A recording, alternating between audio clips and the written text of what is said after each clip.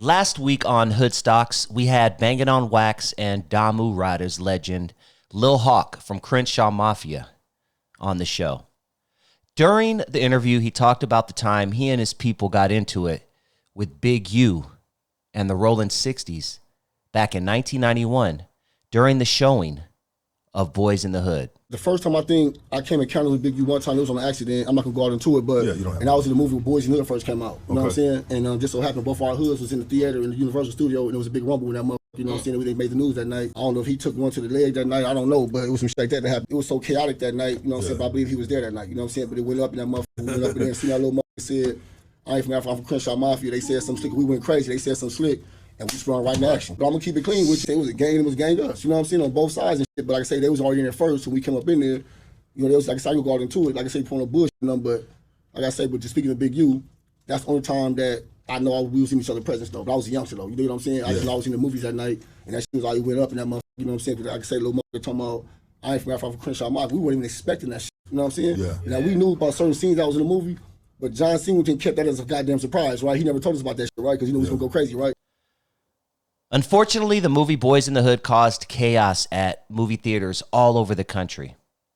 Here's a news article from July 14th, 1991, detailing some of the incidents that happened, one of which Lil Hawk just talked about. This is the literal title, ladies and gentlemen, from July 14th, 1991, the Deseret News.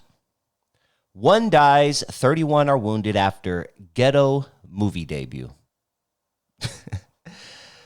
Found that a very interesting title, but here's the article. The debut of the inner city drama Boyz in the Hood triggered largely gang-related gunfire that left one moviegoer dead and at least 31 wounded across the nation. Several theater owners Saturday promptly pulled the critically praised Columbia Pictures movie from their screens. The film's 23-year-old writer-director John Singleton accused those theaters of artistic racism and said his film encourages peace. John Singleton says, "I'm very disappointed because that's not what my movie is about. It's just a reflection of the way our society is going right now."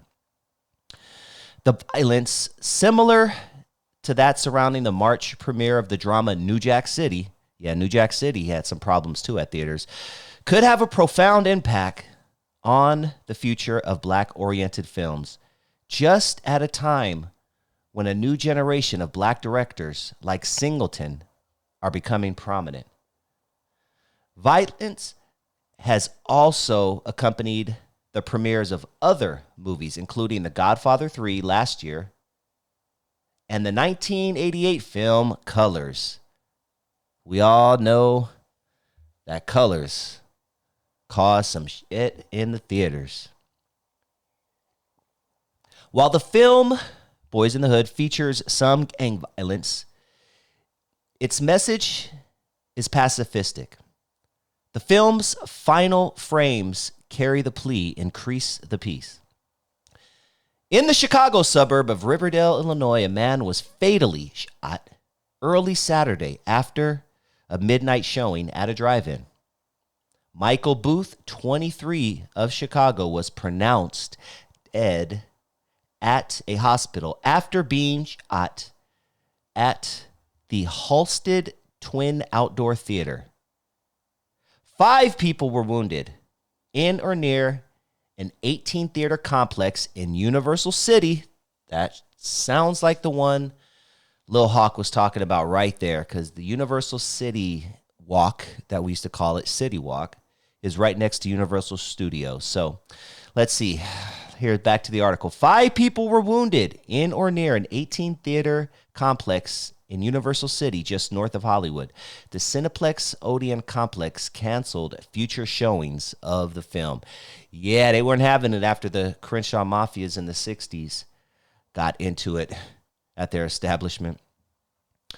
The article continues, the scene was pandemonium after gunfire broke out seconds after the lights dimmed.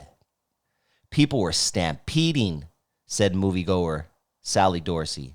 People were running into the bathroom. Elsewhere, in Sacramento, a 19-year-old woman was shot 6 times in the chest and shoulder when 2 young men opened fire on deputies trying to break up fights outside the theater. Damn. She was listed in good condition. Damn, she took 6 to the chest and she was in good condition. An 18-year-old man was arrested for investigation of attempted murder of a law officer. In Pinole in Northern California, a 20-year-old man was in serious condition after being shot several times in the back. God damn, it's going down at these theaters, man.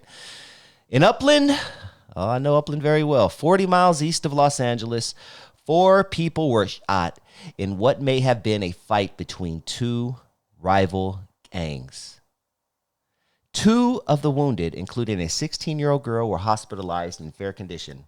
The theater canceled future showings. They were just canceling this movie left and right, which made it blow up even more on video because people, especially members, certain sections, they didn't go to the movie theater. So they were like, shit, I'm going to wait till this comes out in video. And boy, I bet that videotape sold out quick everywhere. And what a lot of people thought they were being smart in doing is going out to places like Upland, 40 miles outside of California. They're like, man, yeah, we might as well go out there, man. Ain't gonna be no issues, man. And they were probably wearing their colors, and they didn't realize that other people had the same thought. And now you have shit cracking in Upland. All right, back to the article. In nearby Chino, 2 people were wounded, 1 seriously, while standing in line to watch the movie. In Tuscaloosa, Alabama, 3 teens were shot in a gang fight at a theater. 2 were in serious condition. In Minneapolis, a shot was fired in a downtown theater. Just part of the crowd spilled out into the street, police said. A vehicle drove by and multiple shots were fired. Damn, it was going down. At least 4 people were wounded, 2 critically. A 5th was injured trying to flee, and a 6th suffered minor injuries. Man. In Akron, Ohio, it was just going down everywhere. A 16-year-old boy was shot in the stomach Friday evening outside a theater. And you notice it's all young. It's all young kids. Ugh, that's crazy, man. Elsewhere in Ohio, 13 people were arrested at a theater in Lorain after a disturbance there. In North Las Vegas, North Las Vegas, I don't know if it's calmed down a little bit, but back in the day, North Las Vegas was pretty gangster. In North Las Vegas, Nevada, 2 people were shot at a drive-in that was showing the film, police said. No arrests were reported. In Comac, New York, this article goes on and on. A Long Island teenager was stabbed by 2 attackers Saturday in the lobby of a theater showing the film, police said. He was reported in stable condition. No arrests were made.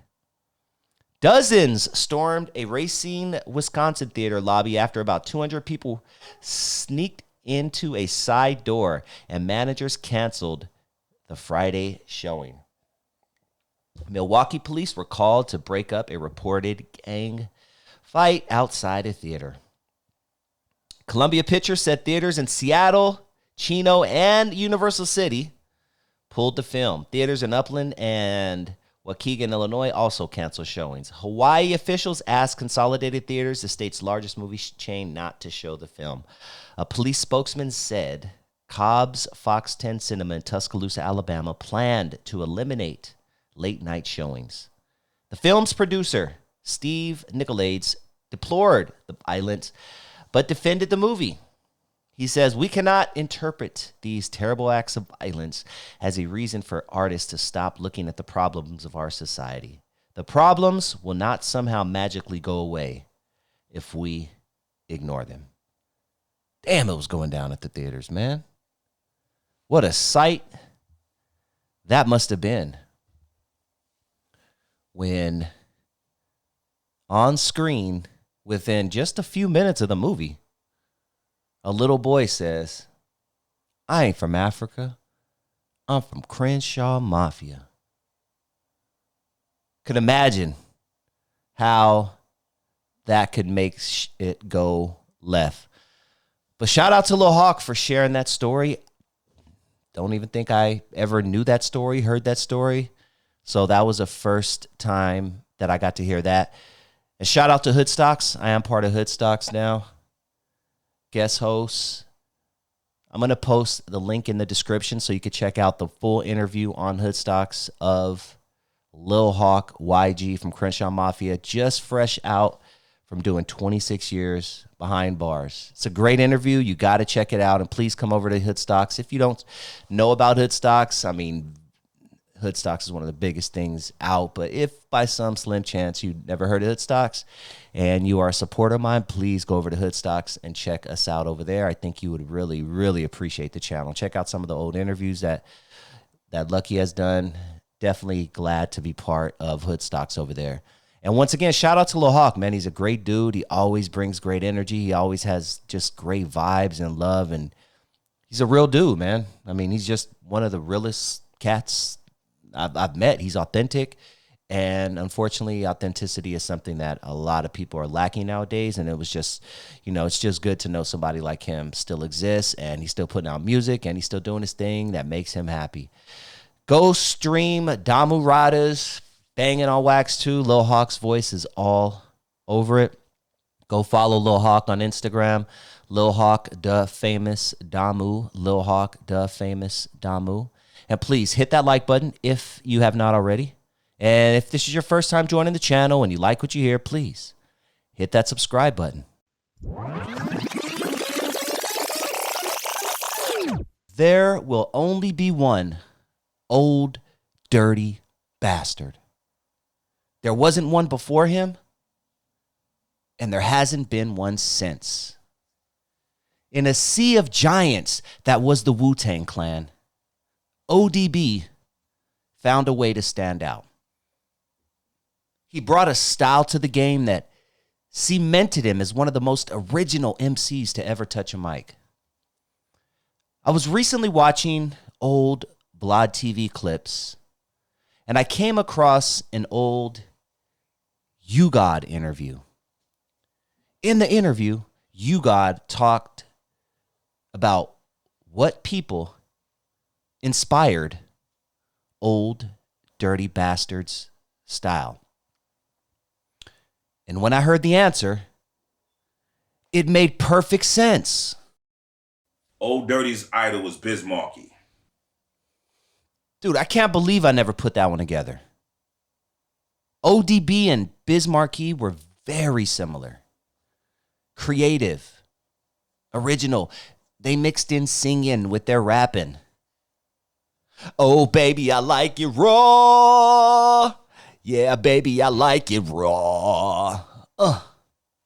Oh, baby, you got what I need. But you say he's just a friend. I could see how Old Dirty Bastard picked up his style or elements of his style, because even though they do have similar elements, they're not nearly the same person. But I could see where ODB took some of his character from Biz Markie. And rewind, Biz Markie was one of those dudes in the mid to late 80s who was trying new things. You had never heard a song like Just a Friend before.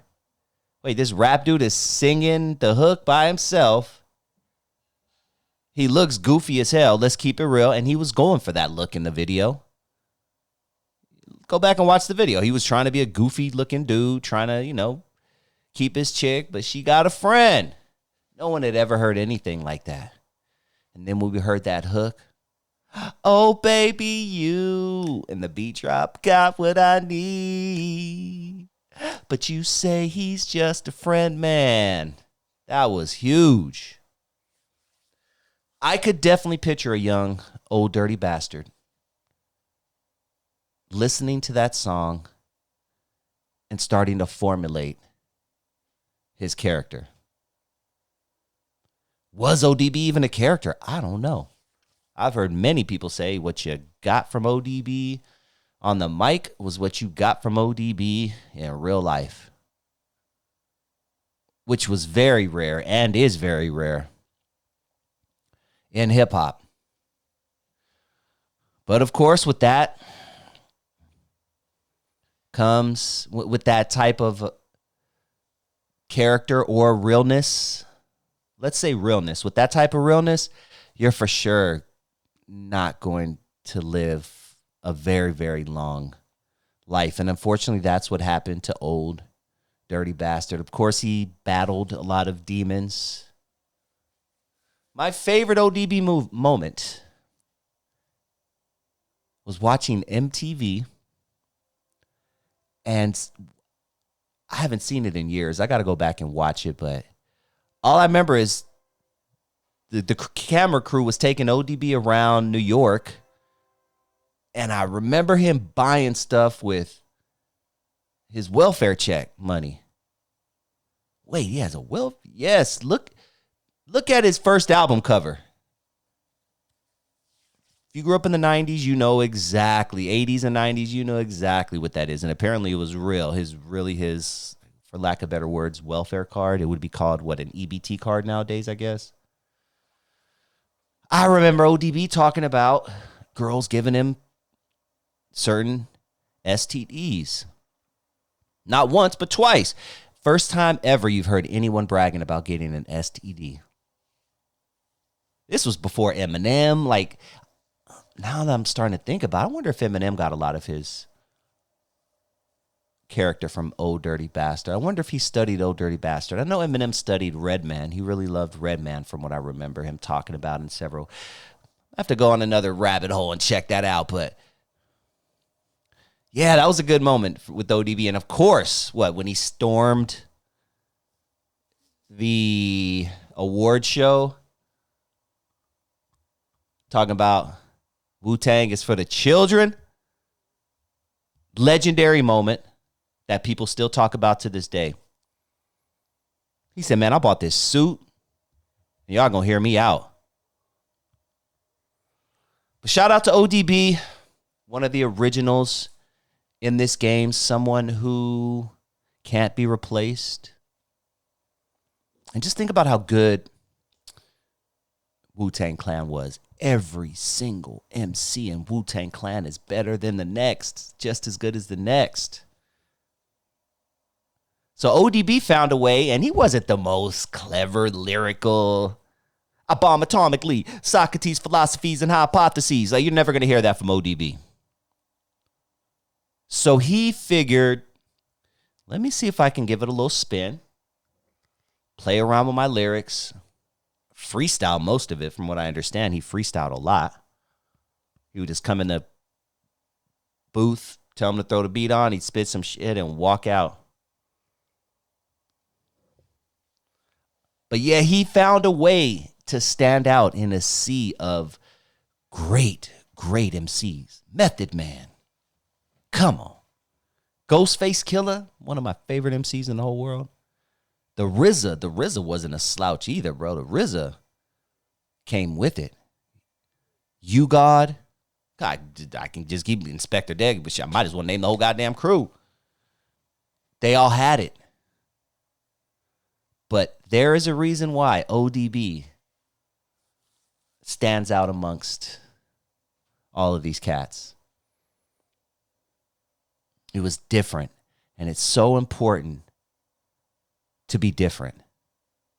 That's what I loved about ODB, and honestly, I didn't really appreciate him when he was alive as much as I did when he was gone.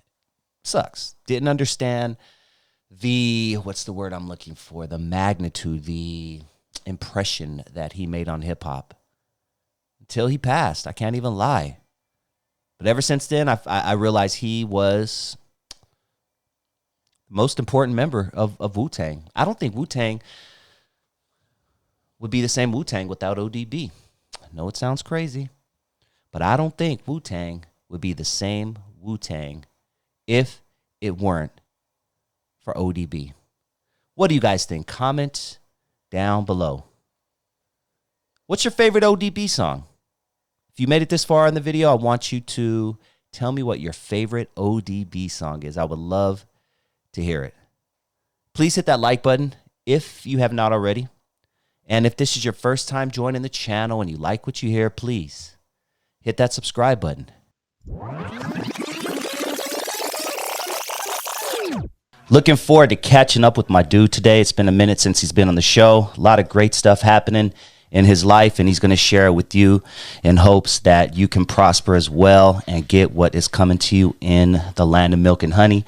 Ladies and gentlemen, on the line, I have the author of The 9 Pillars to Succeed When You Come From Nothing, Mr. Mark Sanders. What up, dude?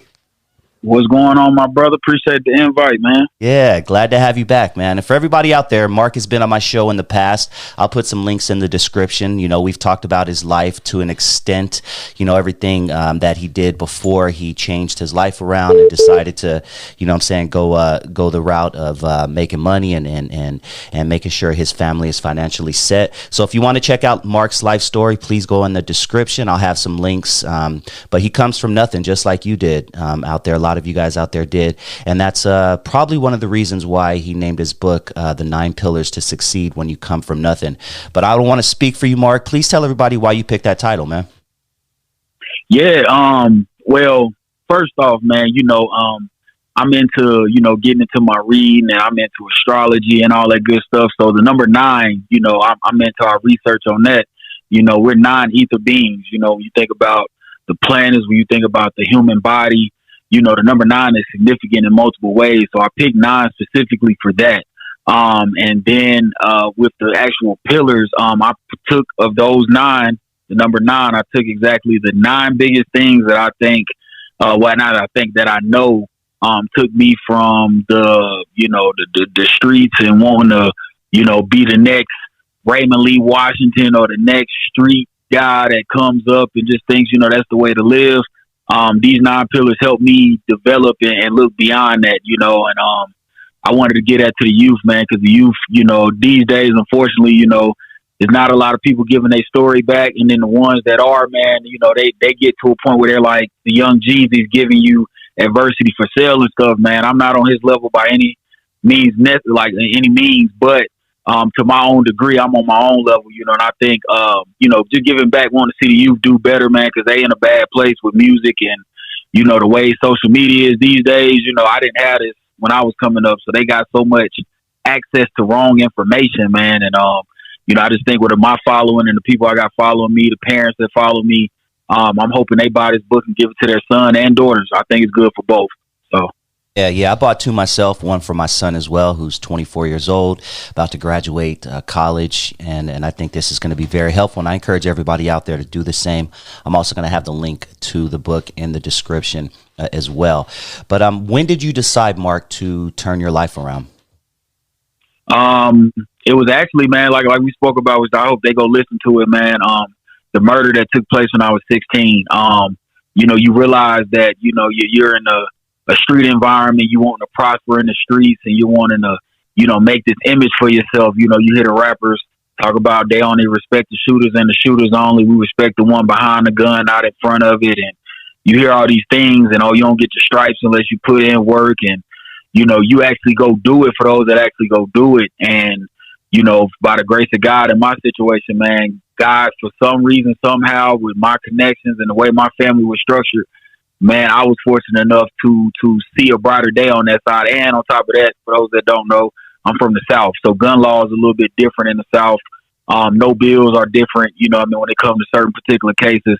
And for me, I ended up, by the grace of God, scraping through that and only ended up with a couple classes in community service hours and some little probation as a juvenile. But for most people, man, they don't get that. Some people do that, man, and they, you know, sit in there 20, 30, 40 years. Some get life, some get death row, you know, depending on where you are and your circumstances in the situation. But I realized that people, they really don't mean that. Like, people say that they respect the shooters and the killers and the gang members and the gang bangers. But then, man, you come to realize you do the stuff that they say they respect, and then people get ghost on you. You know, you look up and then everybody ghosts. You wonder where everybody at. And you see it's just moms, it's just grandma, it's just, you know, your pops, or it's your uncle, or it's whoever. It's the ones that raised you, it's the ones that's close to you that's still there, man. And that's when I realized, like, man, the gang banging wasn't really what I thought it was. And then the family aspect that we love to preach about is not really that true. It might have been at one point in time, but, man, it's literally a bunch of individuals that represent the same thing. Like, that's what it is, not family oriented. It's not all about, you know what I mean? It's not really a brotherhood. It's only when the glitz and glamour is there, the hood days, and you know when you prospering in the streets and you getting money, everybody love you. It's just like the Nipsey Hussle syndrome. That's what I call it now. You know, it's like, man, when you at the top and you doing your thing, man, they love you. You know, they got so much good to say about you. Still gonna get hate, but they got a lot of good to say about you, and then it be one of your own to take you out, man. And that's just a sad case we in today. We done seen it from, you know, all the rappers that these kids glorify, the Dolphs, the Nipseys, all these people got murdered by people they actually knew in real life. These weren't strangers. So I come to realize that at an early age, man, and I matured quick after that. It took that to snap me back in reality, and my grandfather to say, man, look, you know, you was riding for this, you know, and you left us in the dust. Man, I got kicked out the house for that gang stuff. Mama finding bandanas and gang graffiti and notebooks and, you know, all this, you know, paraphernalia on book bags. I'm writing it on my book bag, and you know, she catching it. She catching the pictures because at this time MySpace around. She catching the pictures I'm putting on MySpace on the dial-up computer. You know, that's how old I am. I know some people older than me, but yeah, that's how old I go back. But yeah, she catching me. You know, she logging into the computer, seeing the MySpace, still in the history, and filling on my MySpace and seeing the picture with the bandana on my profile pic and all of that. And you know, I'm getting put out the house for this stuff. I really risked my livelihood and what I had going on with my family, and I went against my family for that shit. And I come to realize when I did what this organization wanted me to do, they all abandoned me. And it was just like, dang. And then the people that kicked me out and said, you doing it wrong, that's not right, them boys don't love you, ain't no OGs, they this and this and this. I went against my family for that, man, and I paid for it, you know what I mean? And luckily I didn't have to pay for it with my life, but I did pay for it with my mental. You know, my mental died, you know, at the same time that another person died, man. But I was able to regain it back, refocus, and then of course going into adulthood when my brain matures, and then you see the man y'all got today. Man, I love that, dude. Thank you for sharing that and spreading those words, because that's so important, dude. The 9 pillars to succeed when you come from nothing. I want to go over a couple of pillars, just 2, you know, just maybe briefly break them down. But for the rest, you guys got to buy the book out there. But let's talk about a couple that caught my eye. And once again, I have not dove into this yet. I wanted to talk with you first, and then I'm gonna dive into it after. It's a really easy read as well, from what I could see. Absolutely. Yeah. So let's talk about one of them. How important is it for our people to learn about other cultures, travel, see the world, learn a different language, date outside of your race? You know what I'm saying? Break that down, because that's one of your pillars. Yeah, man. That one is very important because, again, this kind of goes back to me saying, like, you know, we ride for what we feel is right, which in most of the time these days is gangs. We don't have the Black Panthers anymore. We don't really, you know, depending on where you are in the world, if you're in Cali or if you're in Chicago or New York, you might have a big presence of the Nation of Islam. But outside of them, you know, in the Black community, we don't have positive role models to a certain degree that's in the community. Most of the people that, like yourself and myself, we move out. You know, we don't stay in hoods. We don't stay in projects. So the kids that's growing up that need this information and knowledge, they don't see me and you. You know what I mean? They go to school, they see the white teacher, you know, and things like that. So you start to become like closed into yourself. Like, oh, I'm used to my niggas. I'm used to, you know, my homeboys. I'm used to the gang. I'm used to them. And then you shield off the Asian kid that's sitting next to you, that dad probably owns, you know, a multi-million-dollar company, and then the white girl that sits in front of you, her dad owns a major manufacturing company in your local city. And then right across the class from you, you know, you got the African dude that moved here. His dad owns a multi-million-dollar cement company and things like that. And you disregard that stuff because the culture tells you that entertainment and, you know, the street life is what's being promoted in our culture. So you disregard that it's billionaires making, you know, billions of dollars on cement. You disregard that that you can make billions of dollars having your own manufacturing company. You disregard, you know, the guy that his dad, you know, made his own liquor brand or whatever the case may be. You disregard all these things because you're so close into what our culture promotes, and we have a hip hop culture. And unfortunately, the hip hop culture promotes illegal activity and entertainment. You know what I mean? As far as just rapping and putting a whole bunch of street stuff into lyrics, that's what it promotes, or sexuality and all these different things. So growing up, that's what you feel like you got to do, or you got to do that because this is what you see your people succeeding in. but then you miss out on the ones that could possibly teach you something other than that and probably make more than your rapper making, probably make just as much as LeBron making, you know what I mean? And they not doing half the work LeBron doing, you know, to that sweat equity that we put in as black people to do all these different things and put our life on the line. It's people out here making quadruple that, doing way less. And we miss that because our culture, like I said, we in a hip hop culture these days, and we miss that. So I think, you know, that was a big thing for me in the book to put that in there because it helped me. You know, real estate was something that I seen from one of my Asian classmates in high school, and I got hip to it then because he said, yeah, my dad's he's an engineer, and he also builds houses and stuff like that. He said, that's what I want to do. And I'm like, for real? And, you know, I got that early. This was prior to, you know, my situation at 16. This is after that. And I'm meeting these different people that I'm like, man, I got to find different friends. This is the development I'm going through now. I got to find different friends because the ones I thought was my friends ain't my friends. So I'm excluding myself. And then it led me to have to go and mingle with different people that wasn't from my community, which led to me talking to the white girl, the white boy, the Asian, you know what I mean, the dude from Africa, you know, the other cat that's from Haiti. I had to go and talk to these different people because I realized that I had to go outside of what I knew to expand my horizon and my vision. And thank God, man, I did that because, you know, a lot of those people to this day, they probably hear this interview, read the book, and they gonna understand. They're like, yeah, because, you know, I was one of the dudes that walked around and, you know, people look at me like, oh, hell, you know, dreadlocks hanging and, you know, the khakis and the chucks and stuff. And they'll look at me and then they'll talk to me and be like, damn, this dude's smart. And I'm like, man, I'm smart, man. I just come from this background and I just, you know, that's who I am. But, you know, at the end of the day, though, this is what I'm trying to be. And it's important, man. Even like when I look at, again, I got to say, because he just dropped the book too, man, Jeezy, you know, I see he dated outside his race. You know, he got a mixed race baby. Yeah. His daughter's mixed race. And, you know, I'm looking at how he developed, and that's where he is now in life. And there ain't nothing wrong with that. Like, I think we focus on in too much on what we should be doing as people that we sometimes we lack the knowledge because we just are so caved into what we do in our culture that we miss out on all these different opportunities. And I feel like at this point in life, man, bring your boy in here. You know what I mean? Because the Asian that you probably thinking, oh, I don't want to bring around my homies. I want them looking at me like, who this dude? No, bring him around. He gonna teach everybody. You know what I mean? He gonna be able to tell y'all stuff that you gonna be able to tell him stuff he don't know. You know what I mean? Because there's a lot of things that I gave them game on that they didn't know. Like back then, I was already engineering music.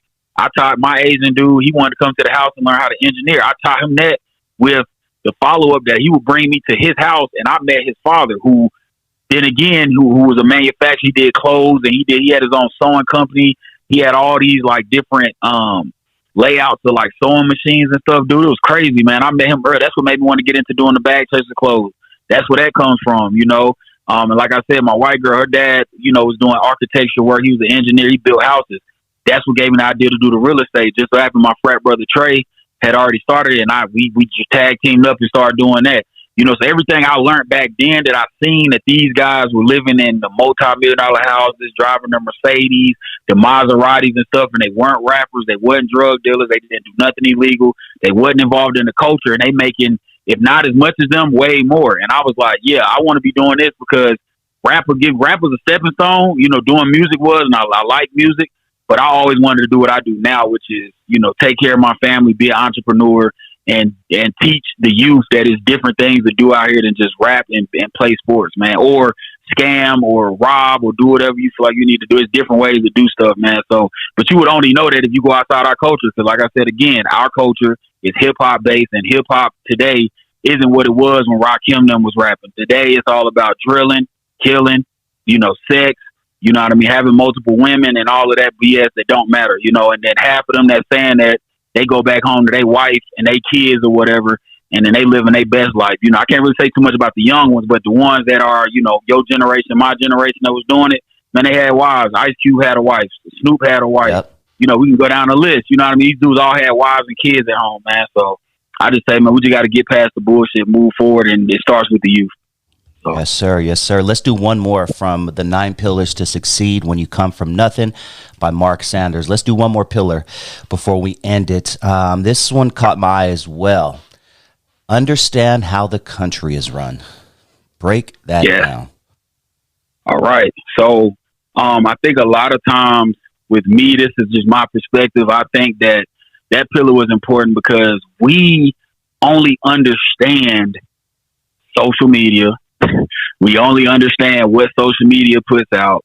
We only believe what we see articles getting shared says, and we only believe what we hear from the local neighbor, the local OG, your local peer that go to school with you.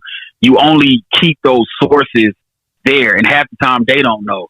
So you're talking about local things. You're only worried about what's going on in your hood. You know what I mean? But then it's everything that takes place at the White House when they sign these bills, the legislative branch, all these different branches and entities that we have that's creating the way that we live. You know, the people that made it affordable for you to be able to get EBT or whatever the case may be. Half the people don't even know why they get it. They don't know who signed off to let you get that type of stuff. And that's why I feel like we're failing, because we don't study that stuff to the point where we would understand, you know, who you need to vote for and why you need to vote for them, why voting is important. Oh, we still talk about voting don't do nothing. It don't do nothing because you don't know who you're voting for and you don't know what they stand for. That's why it don't mean nothing. Yes. Like, you see what I'm saying? So understand how your country is ran and use that to your benefit. Stop. Oh, well, yeah, our ancestors fought for this, but it don't mean nothing, man. That's why I don't vote. No, you don't vote because you don't understand it. Let's just be honest. You just don't want to admit that you don't understand it. But let's be real. 90% of us in our communities, you know what I mean? Let's say our black communities, we don't understand nothing about laws. We don't understand nothing about your judicial branch, your legislative branch. We don't understand none of that. We don't understand the president's job. We don't understand what the judge's job is. We don't understand none of that. You know, most of us don't. We just literally go off of what we know on TV and what we see on social media. And unfortunately, 90% of that is false. You know, what really goes on, you don't see it on social media, and you're not going to be able to go to your local person in the neighborhood unless it's one of us that do know. You don't really get that information. So you're clueless. And then here it is, you're not voting. And then you're constantly, with you not voting, we're missing people in there putting into them polls. And then the other people are voting, the other, you know, races and other, you know, they're all voting. So they're going there voting for who works best for them. So then at the end of the day, the people in the lower class and the middle class suffer for that. And then we sit back and go, oh, ain't nothing changing. Not changing because you don't understand how the country is run, which then leads to you just giving up and just staying to this same system, not voting, not getting involved, not understanding nothing, not even wanting to even go sit at your local council meetings, you know what I mean, your city, to see what they're doing, why they're doing this. You don't know none of that. You don't understand why gentrification is taking place. You don't understand that stuff. So you sit back in your house and say, well, I'm only going to worry about me and mine. What does that mean? Because you and yours is suffering because of what you're not doing in your community and what you're not understanding about this country. You suffering because of that. But you just accept it and say, well, you know, I just got to stay black and die. That's been a motto since our great grandparents been here. We just got to stay black and die. And it's just like, let's move past that. Let's understand what we got to do to make it better for the youth. You know, that's why, like I said, this book is important for the youth, because I want them to understand why things are how they are. Like, understand why you have a birth certificate. Understand why we have death certificates. Understand just the little things that you don't pay attention to. Understand why we have those things in place. And I just think we got to do a better job at basically at giving ourselves that knowledge and seeking that knowledge. And there's books out here, you know, that's another thing we don't read, you know what I mean? That's why I wanted to go ahead and write a book for people that follow me and maybe looking at what I'm doing to be like, dang, you write a book. Let me get more into reading. Let me get more into, you know, possibly maybe I want to write a book, but I got to get the knowledge to be able to write something like this or put something out like that or whatever. So I think we just got to do a better job at that, man. Like I said, you're not going to learn it on social media. You're not going to learn it on TV, and it's not in our music. So you have to go and seek that knowledge. And if you don't want to understand it, you'll forever be lost and your family will suffer for it, man, unfortunately. So, yeah. Man, thank you so much. I just want to thank you personally for writing this book and doing what you're doing. Even if you change one life out there, that's gold. That's a done deal. Absolutely. Thank you, man. I'm going to tell everybody one more time, The 9 Pillars to Succeed When You Come From Nothing by Mark Sanders. Tell everybody where they can find the book, and feel free to promote anything. I know you have different ventures going on. Feel free to promote, man. The floor is yours. Oh, yeah. I appreciate that, brother. So, yeah, man, definitely y'all tap in. I published it through Amazon, man. You can go to Amazon. Right now, it's one of the best sellers. In 2 different categories right now. So we're a bestseller right now on Amazon. The 9 Pillars to Succeed When You Come From Nothing by Mark Sanders. Also, if you're interested in real estate, you want to invest, or you want to just get some knowledge or whatever the case may be, you can tap in with our real estate company, www.durcapitalgroup.com. That's DURRCAPITALGROUP.com. Also on Instagram, we're at Dur Capital Group on Instagram. Third, I would like to put out that I do music. I am involved right now. Me and my DJ King. Shout out to DJ King. He just did the Money Bag Yo tour. And we have Royalty Entertainment, which we have a studio that's going to be built very soon here in Charlotte, North Carolina. So if you're in the area and you want to come to a studio and get, you know what I mean, everything you're looking for as far as like professional engineers, production, you know what I mean, clean facility, you know, no smoking allowed in the facility and everything like that. We want to keep it fresh, man. You can come there and focus, or we will have drinks and things like that, as far as like weed, smoking, everything, do it outside the building. So you don't have to worry about that for those that don't smoke. Come record, man. My DJ is going to be there for consultations for your music and new singles. You can tap in with us. We also have the website that's going to come soon. It's actually going to be DJKing1906.com. And Royalty Entertainment will be within the tab with him on there, because I actually manage DJ King right now. So that'll be it. Also, just subbar that. I haven't dropped music in a while because, like I said, again, you learn more, you do more. So I've been so out of the loop with music and what's going on. Wanting to put out music, it hasn't even been an interest. But I am going to put out a record, man. It's more like, you know, more, I guess you could say, more friendly to the culture, man. It ain't about killing. It's more the club record, you know, more record for the kids and stuff to do TikToks and all that too, man. So I'm going to jump in that bag. I'll probably release that. If not by the end of the year, definitely top of the year, man. Get the TikTok going, get the challenge going for the kids. Put something else out there than just drilling and killing, man. So that's something else y'all should look forward to.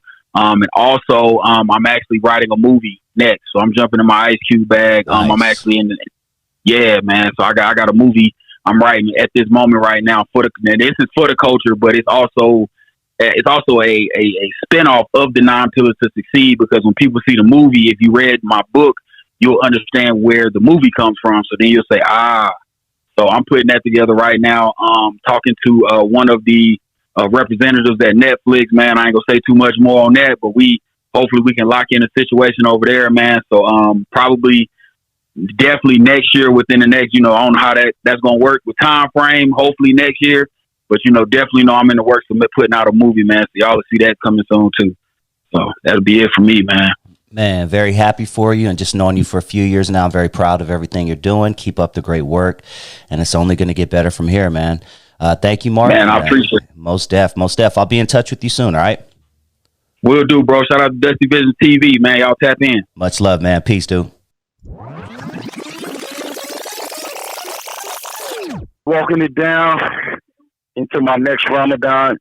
Ramadan started today for us here in North America, California anyway. It's going to be like my 19th consecutive Ramadan, so I'm always excited about that. It's my favorite time of the year. You know, get some fasting in, some spiritual cleansing. You know, so it's a good thing right now for me. I'm feeling good. Explain to someone who's not familiar with Ramadan, what do you go through? Talk to us a little bit about it. So Ramadan for incarcerated people probably looks a lot different than people on the outside. But basically, my day will start at about 4:30 in the morning, get up, eat my suhoor, the breakfast meal. Right now, I'll stop eating at about 5:15. Do my morning prayer, my fajr a little bit after that, and start the day fasting. No food, no water from sun up to sundown. It's winter time, so it's getting dark early. Sunset is earlier in the winter phase, so we'll be breaking fast, you know, around 6-ish, 6:15-ish. Go up to the chapel, meet up with the community, share some dates and some sweets, break the fast, do the prayer, do our next prayer after that. And for the first 10 days, we have the benefit up here at San Quentin of being able to pray with our imam a special night prayer, Tarawih, which is like 20 units. It's like an hour long. So it's a whole lot of praying, man. It's a blessed thing to be able to do it in community at a place like San Quentin, because I've been at places where we didn't have the opportunity to pray in congregation at night. You know, we didn't even come out past, 3 o'clock. 3 o'clock in the daytime, program is over. I'll see you tomorrow. So, yeah, man, I'm feeling good. Tell us about your spiritual journey and how you became Muslim and how it changed your life. So my journey started, back when I was a young boy, and I was around Muslims. I met a Muslim family from Detroit. They were a Nation of Islam family back when I was probably in middle school. And my friend's mom, she was the first one I ever seen with a hijab all the time around the house and cooking traditional meals. And she gave me my first Quran. This was a black family. And, that really made an impression on me. And then I met a family that was, I don't know if the kid was like Pakistani or Afghani, but I saw another type of demonstration of what it looks like culturally in those type of households. And I met another family, some African kids that used to go to middle school with me. Their parents were Muslim. And I got to see what it looks like, on that end of the spectrum. So, I had a little glimpse into it. And by the time I went to prison when I was 19, I started gravitating towards some of the Muslims that was on the yard at Corcoran, on C Yard, back in like 98, 99. And just started learning. I was just fascinated with how educated and how disciplined these brothers were. And I just started learning, becoming a student, but I was still straddling the fence with the gang and criminality thing. I was a full-fledged gang member at the time. So my mind was like split between two ideologies. And it would take until I got in this situation where I was facing life in prison in the county jail and ended up with a well-renowned Muslim cellie, someone who was really respected in that lifestyle that I came from, really well known. He ended up moving in the cell with me during Ramadan, and I fasted with him, and he got me into the mode of prayer and just watching him and learning from him for a short while. And then I ended up leaving there and going to Wayside and getting put into a dorm with a few Muslims, well-renowned people. It was astonishing to me. All of this was going on during Ramadan, my first real Ramadan. I had tried Ramadan before and lasted a few days, 3-4 days before I broke my fast and gave it up. But this time, my heart was in it, my mind was in it, and Allah had put a certain caliber of Muslims around me.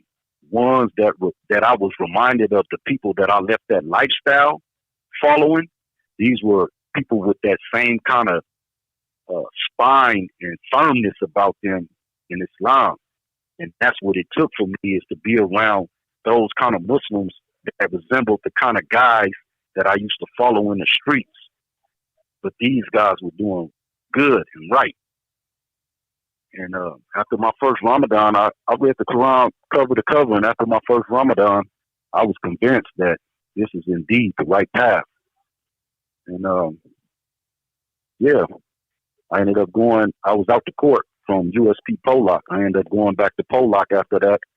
And when I got back to Pollock, I entered into the community a few days later, but I was still torn.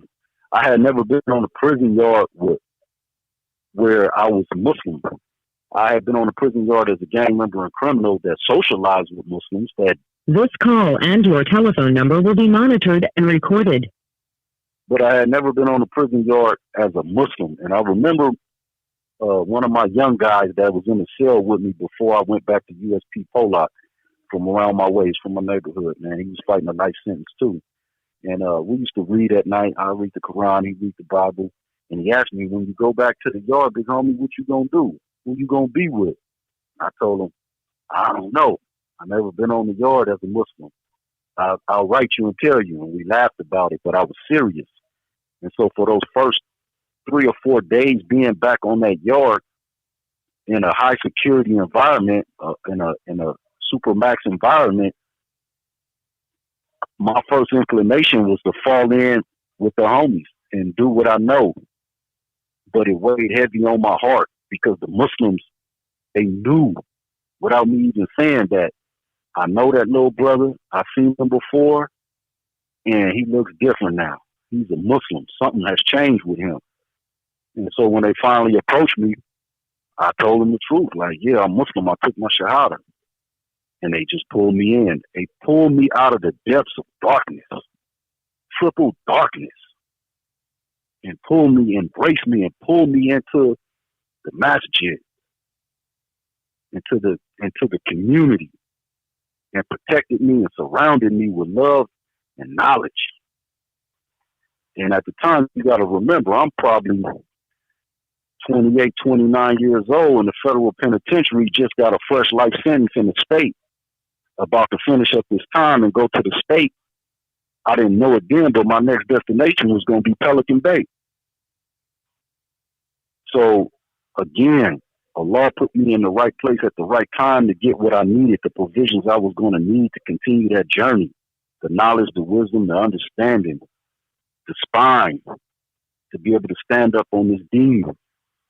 And so when I left, came back to California, they sent me to Tracy for reception, and from Tracy to Pelican Bay.